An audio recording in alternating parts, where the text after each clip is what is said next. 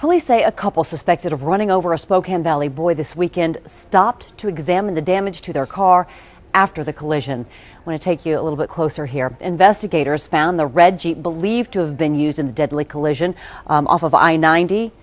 Here's Flora, and it was in this neighborhood where the Jeep was found in a garage. Now, Ricky Gomez was killed right here in a hit and run. It was at Cataldo and Flora as he walked along the road with friends. Surveillance video also puts that same vehicle, the red Jeep, just moments later on Barker at a convenience store at the Hyco Mini Mart. That is where KXLY4's Jeff Humphrey joins us live tonight. And Jeff, police believe that they knew that they hit something or someone. Yeah, Rob, and that's because not only was Gomez the first in a series of people walking down the roadway, but surveillance video of this convenience store shows the hit-and-run driver getting out and looking at the damage to his car after the fatal collision. Rick Gomez was walking behind his friends here on Flora Road just before midnight Saturday. No one knew the 14-year-old was in danger until they heard a bone-jarring thump.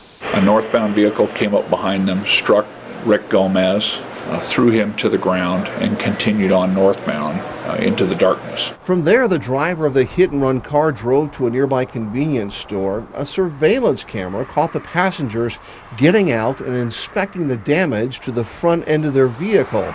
An alert clerk who saw news reports of the unsolved crime remembered seeing the Jeep in the store's parking lot and handed over the video to detectives. So we became confident that we were looking for a red Jeep somewhere in that model range, 91 to 95. Investigators also recovered a broken lens from a right-hand turn signal at the scene of the collision, but didn't know where the Jeep was hidden until they received an anonymous tip leading them to this garage Thursday night. It has damage to the right front that is very consistent with what you would expect to find on a vehicle that had struck a heavy object, on that side of the vehicle.